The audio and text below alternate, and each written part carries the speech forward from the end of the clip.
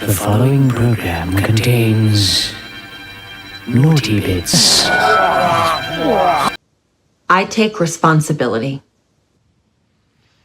I take responsibility.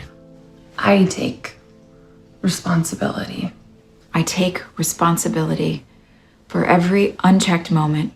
For every time it was easier to ignore than to call it out for what it was. I take responsibility.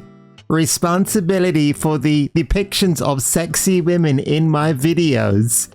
I'm so ashamed to be a sexist, chauvinistic man of culture. Director X, the man behind Robyn of Sherwood, set in Canada. You, sir, I apologize for my blasphemous, my horrible takedowns of your episodes. And in episode 6, I hope I can reconform, to readjust, to bend the knee, because, sir, I take responsibility for your cause, your BLM activism cause that has got me so impassioned with delight. At this point, he touching all over my co-worker's breast. And where he f***ed up at is when he touched my titties.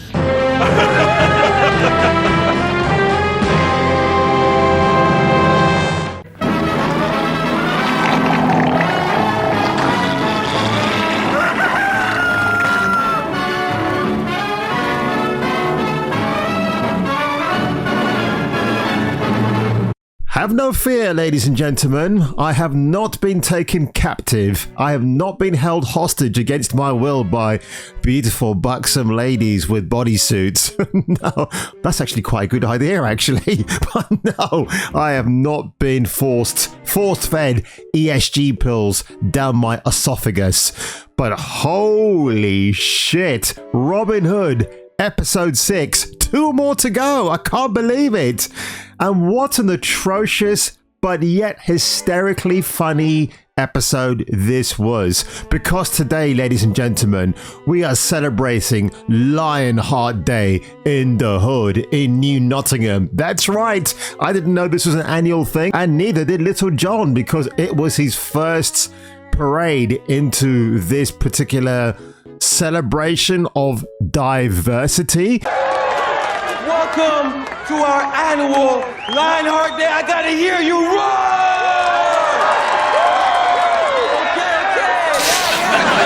A celebration where the middle-aged white man actually has better killer moves on the dance floor than a much younger, ugly black girl who doesn't seem to know what she's doing. One life, I do what I like, it be my life. You're the one. I couldn't stop laughing.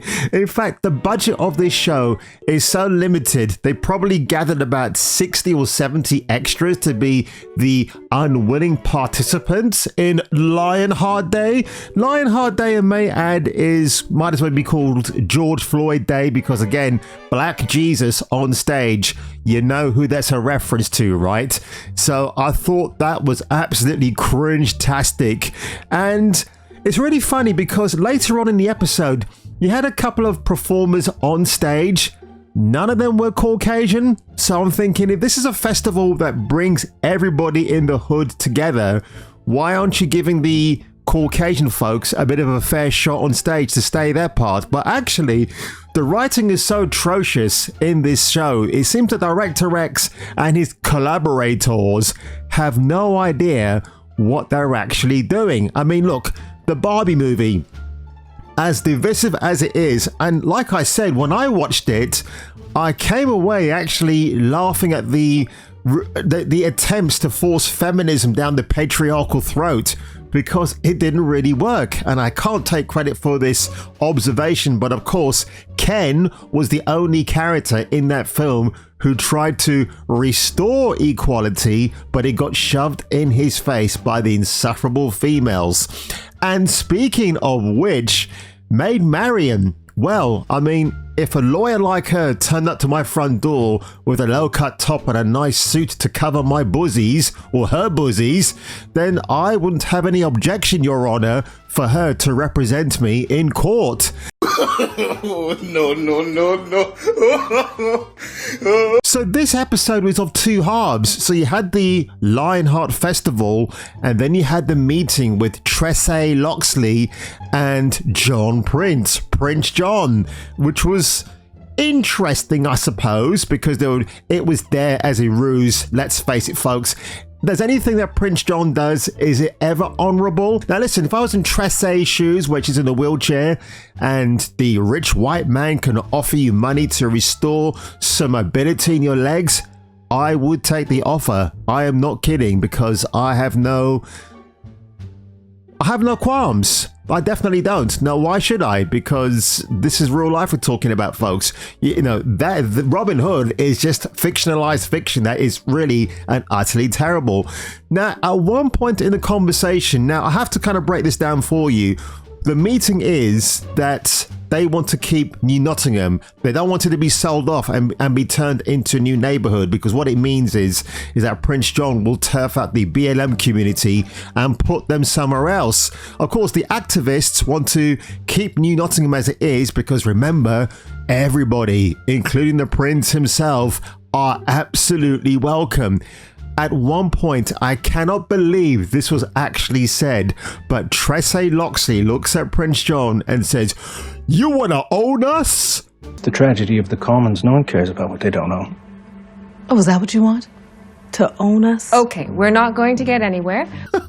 Tressay, if you know your slavery, and again, 2023 folks, black people are still mad about slavery, when in fact you had black plantation owners who were also running slaves in the trade because they saw the white folks were making money off that. So I don't know why black people today even still have this thing about, well, back in our day. What do you mean back in your day? You were not even thought of then.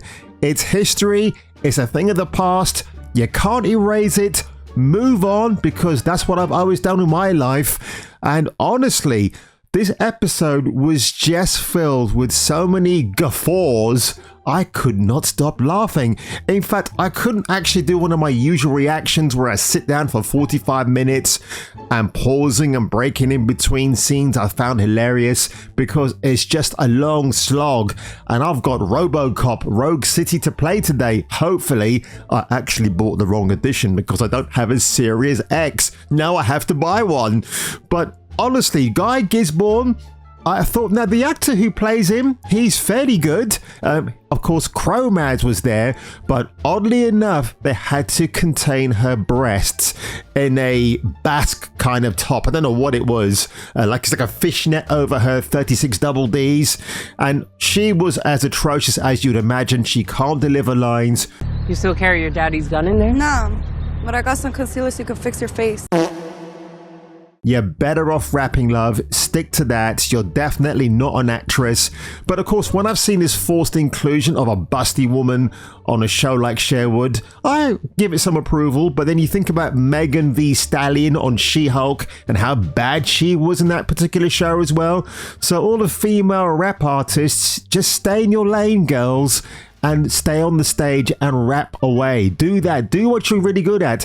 And I gotta say, the music in this show is absolutely god awful. When I have spoken about how music used to be great in the past, Kiss, Van Halen, Montrose, which of course the lead singer of that group was Sammy Hagar, who later took over Van Halen for a while, Judas Priest, Iron Maiden, Boston, I'm talking about music like that. And of course, folks, shock horror, I did like and I still like some rap music from the late 70s, the 80s, and the early part of the 90s. NWA, Public Enemy, Grandmaster Flash.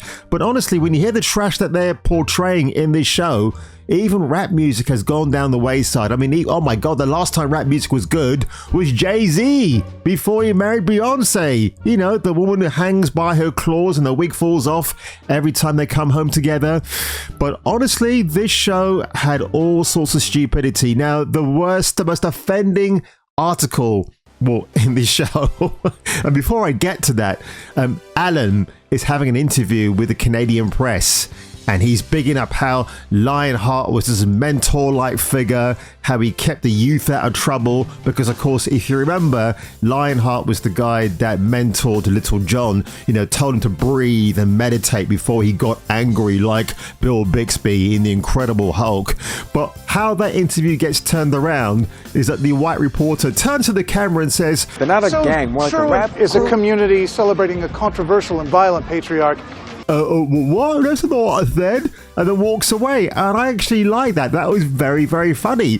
And also, when it comes to causing trouble, Guy Gisborne, Mr. Dick Waver #1, because he and Little John, if you put them in a room together, they will definitely get homosexual together. I am pretty sure of it.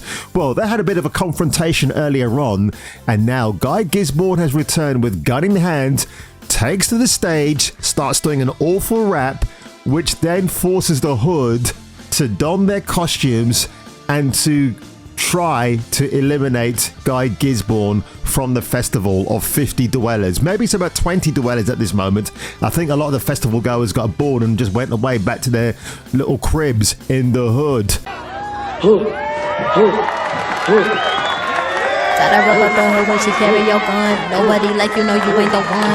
I don't know why they actually appeared on stage, the Hood, because they did nothing. Because as soon as they appeared, the police turn up. And what do we see? We see no officers of color who come to break up the fight with the BLM activists. They're an all-white police force.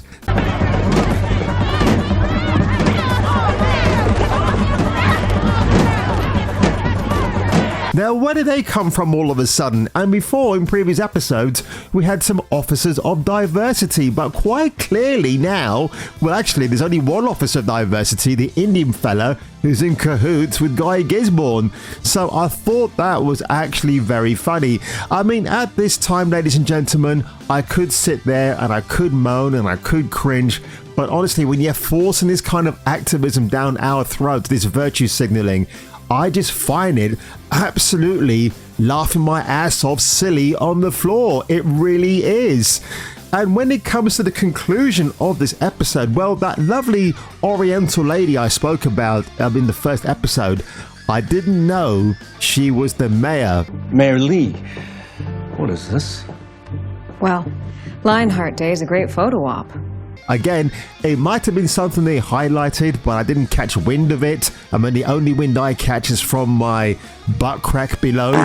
But honestly, when you find out what actually happens, it was all a ruse to make sure that the setting off of the Hood still goes ahead. And Prince John, as played by Ian Matthews, has that nice, gorgeous smirk on his face and says, "This has nothing to do with me. It was all Sheriff Wenedall's fault." Yeah, Sheriff Wenedall, Kira Gilloyne, she's the scheming right-hand woman for Prince John, and she orchestrated it all.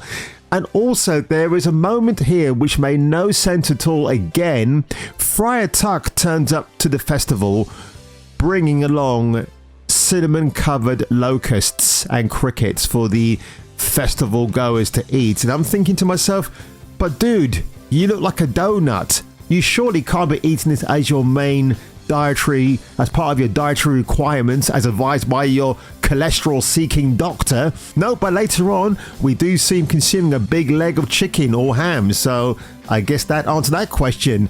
So Robin Hood, episode 6, where something happened, but not in the way I expected, just left me thinking to myself, this is not a show about Robin Hood. They're calling it a reimagined, race-swapped version of those lovable outlaws you've enjoyed many, many years ago. No, these are people who just have arguments, debates. They don't really do anything heroic in the neighborhood. Again, look at Kevin Costner in Prince of Thieves. What's the meaning of this? Milady, a woman of your beauty has no need for such decorations. How dare you? Look how charming and roguish he was. But we don't have any of that here. So if you told me this was a show about Robin Hood reimagined, I wouldn't believe you. And 6 episodes in, folks, it still doesn't get any more cringe than it does now. So ladies and gentlemen, if you were me, and if I were you, you better come back for the next video.